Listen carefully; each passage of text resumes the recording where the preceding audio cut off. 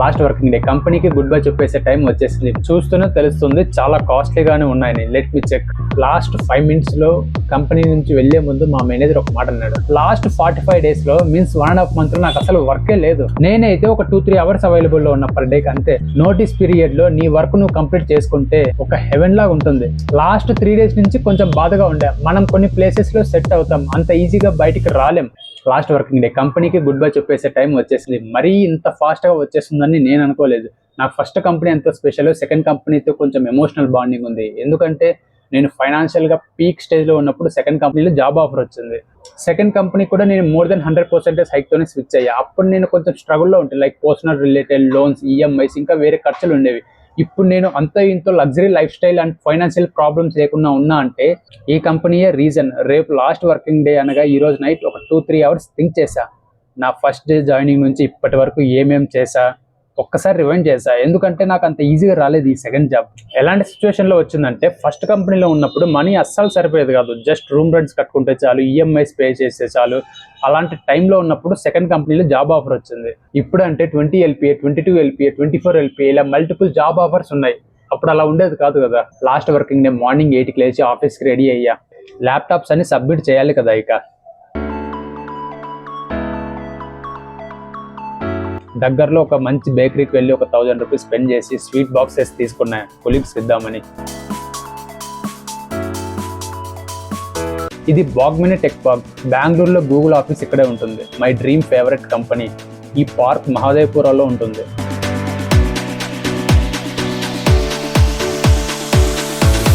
మా ఆఫీస్ అయితే echo space లో ఉంటుంది. ఇదే ఎకో స్పేస్. లోపలికి వెళ్దాం. చాలా కంపెనీస్ ఉన్నాయి ఇందులో.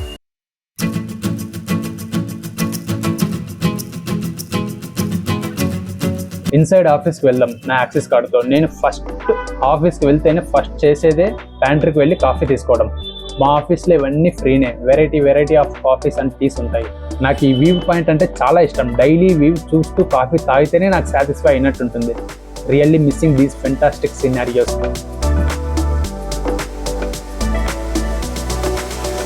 నా లంచ్ కూడా ఇదే వ్యూ చూస్తూ తింటుంటా. సరే, ఇక ఆఫీస్ వర్క్ స్పేస్కి వెళ్దాం. నాకు ఆఫీస్లో రికార్డ్ చేయడం ఇష్టం లేదు, బట్ లాస్ట్ వర్కింగ్ డే కదా అని కొన్ని మెమొరీ కోసం వీడియో రికార్డ్ చేస్తున్నా. ఒక చిన్న ప్రింట్అవుట్ తీసుకోవాలి. ఎగ్జిస్ట్ క్లియరెన్స్ రిపోర్ట్ ఆఫీస్లోనే తీసుకుందాం. ఒక చిన్న మీటింగ్ అటెండ్ అవుదాం ఫ్రీ స్పేస్కి వెళ్ళి.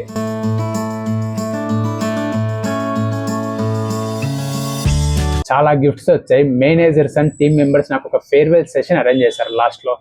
ఇక్కడ నేను కొలీగ్స్ ఫేసెస్ చూపించట్లేదు, ఫీమేల్ కొలీగ్స్ కూడా ఉన్నారు, అందుకే. Let me check those. ఇక గిఫ్ట్స్ చూద్దాం. చూస్తూనే తెలుస్తుంది చాలా కాస్ట్లీగానే ఉన్నాయని. Let me check. Park Avenue perfume. Next laptop stand. Looks nice. Bombay shaving kit. చూద్దాం ఏమున్నాయో.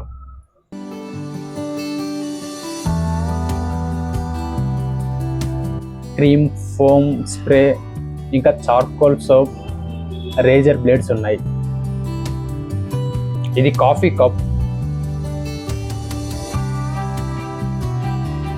Next mobile stand. I needed this. నా న్యూ కంపెనీలో క్యాబిన్ డెస్క్ లో పెట్టుకుంటా. ఇది ఆక్సిజన్ ప్లాంట్ అంట, indoor plant. I like it. ఇంకా కొన్ని పర్సనల్ గా గిఫ్ట్స్ వచ్చాయి, అవి రికార్డ్ చేయలేదు. నెక్స్ట్ విషెస్ చూద్దాం. All the best. Thank you for all the wishes. I had a great journey with you all. I will carry all these feelings to the next.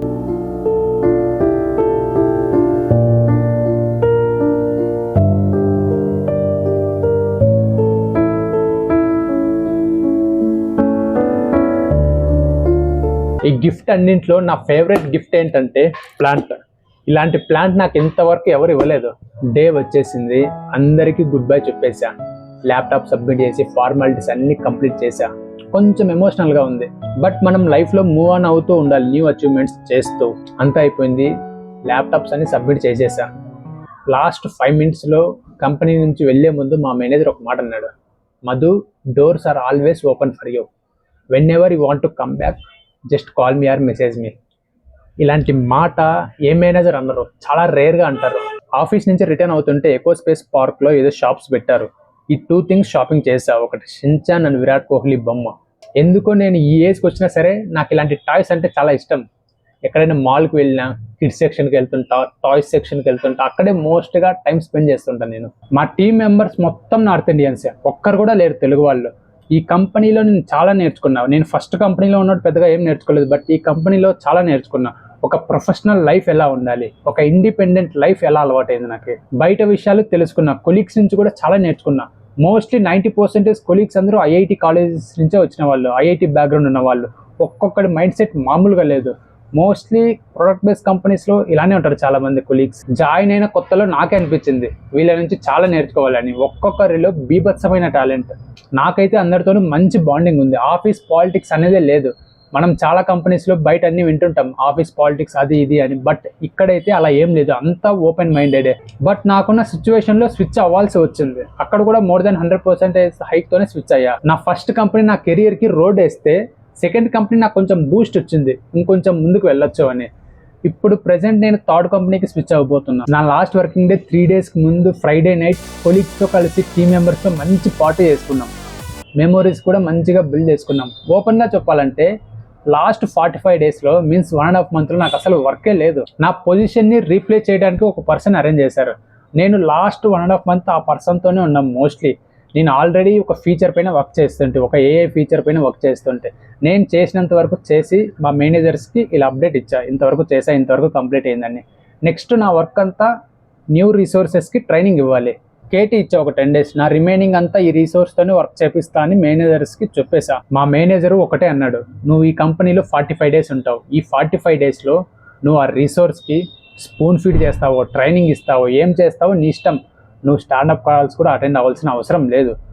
Just chill, ఆ రిసోర్స్ని మంచి ట్రాక్లో పెట్టేసే అంతే అన్నాడు. ఆ 45 డేస్లో ఒక 10 డేస్ ట్రైనింగ్ ఇచ్చా, ఇంకా కొన్ని ఫంక్షనాలిటీస్, టెక్నాలజీస్ ఎక్స్ప్లోర్ చేయని చెప్పి నెక్స్ట్ వర్క్ మొత్తం నేర్పించేసా. పికప్ అయ్యారు బాగా. ఆ తర్వాత నేను డైలీ స్టాండప్ సెషన్స్ కూడా జాయిన్ అవ్వలేదు.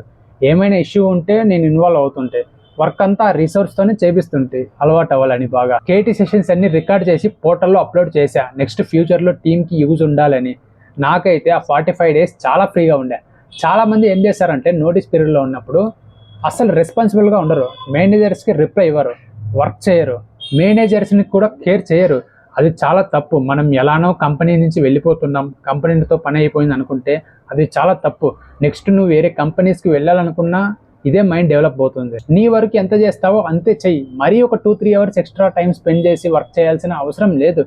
అట్లీస్ట్ మెసేజెస్కైనా రిప్లై ఇవ్వాలి. నేనైతే ఒక 2-3 అవర్స్ అవైలబుల్లో ఉన్న పర్ డేకి అంతే. ఎందుకంటే నా పైన డిపెండెన్సీ లేదు. నా వర్క్ అయితే కంప్లీట్ చేసేసా. ఒకటే, నీ వర్క్ నీ కంప్లీట్ చేసావంటే నీ వర్క్ మేనేజర్స్ అసలు పట్టించుకోరు. నువ్వు ఉన్నావా లేదా, అవైలబుల్లో ఉన్నావా, ఆఫీస్కి వస్తున్నావా లేదా, అవేం పట్టించుకోరు. నోటీస్ పీరియడ్లో, లాస్ట్లో నోటీస్ పీరియడ్లో నీ వర్క్ నువ్వు కంప్లీట్ చేసుకుంటే స్వర్గం ఉన్నట్టే. నిజం, ఒక హెవెన్ లాగా ఉంటుంది. ఏంటంటే నీ వర్క్ ఒక్కటి కంప్లీట్ చేసుకో అంతే.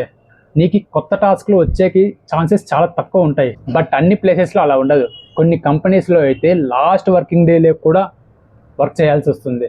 నా వర్క్ అయితే మేనేజర్స్తో నాకు మంచి ర్యాపో ఉండే. ఫస్ట్ కంపెనీలో, సెకండ్ కంపెనీలో ప్రతి ఒక్కరితోనూ బాగుండే.